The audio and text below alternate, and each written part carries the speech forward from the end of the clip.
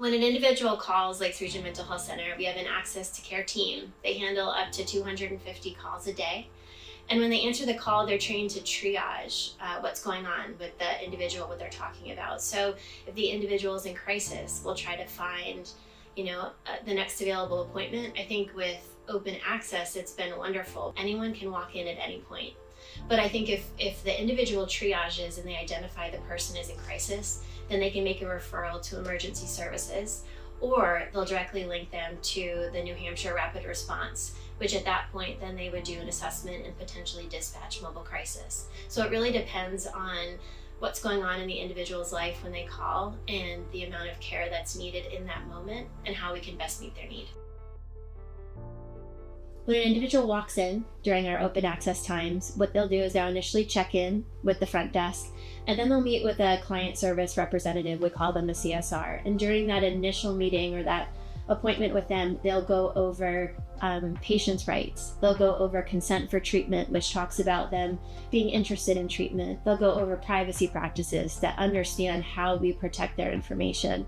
And then at the end of that appointment, they'll go over a fee agreement, which is really what insurance they have and what's the cost of services. We do that prior to them then meeting with a master's level counselor, which could be a licensed clinical social worker, it could be a clinical mental health counselor.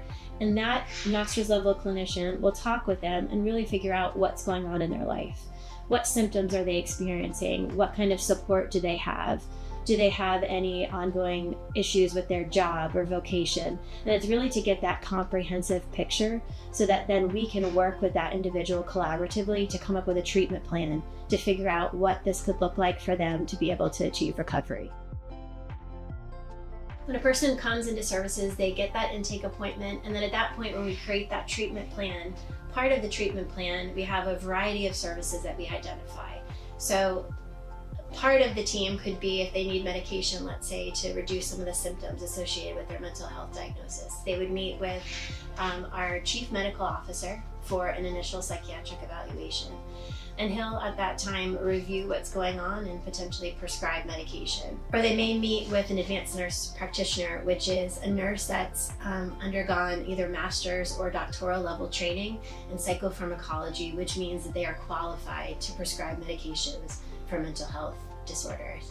They may also meet with a master's level clinician, and that would be for individual therapy or maybe for group therapy. And that master's level clinician may be a licensed clinical social worker, maybe a clinical mental health counselor.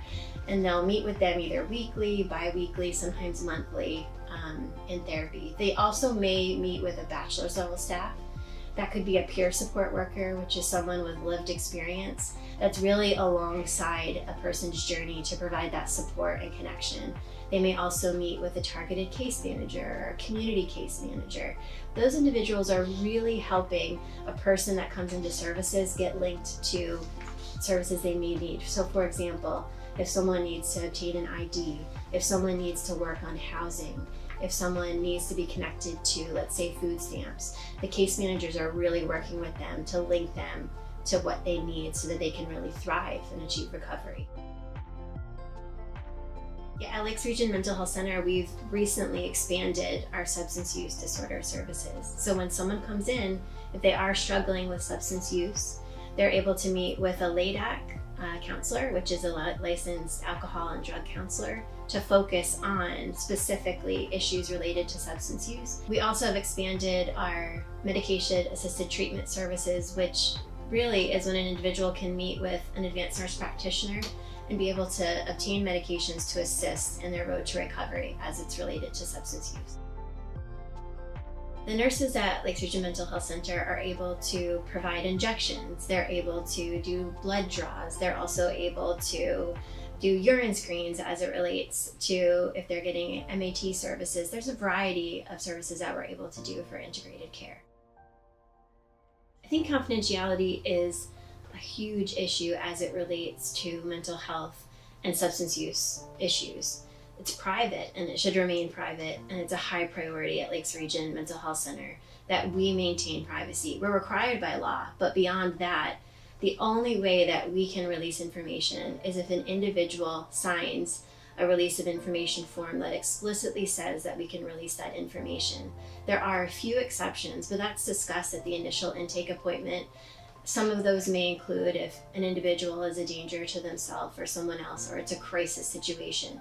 Other than that, no information will be disclosed unless it's approved by the individual that's receiving the treatment. We're bound by the same privacy laws as a doctor's clinic or a hospital. So HIPAA is the federal privacy law that we're upheld to, and that we need to keep your information secure. We always encourage family members to reach out. If it's a child under the age of 18, absolutely that they can reach out, they can schedule the appointment. If it's a family member of an individual over the age of 18 that's an adult, they can come and support the individual if that person is open to them participating in services.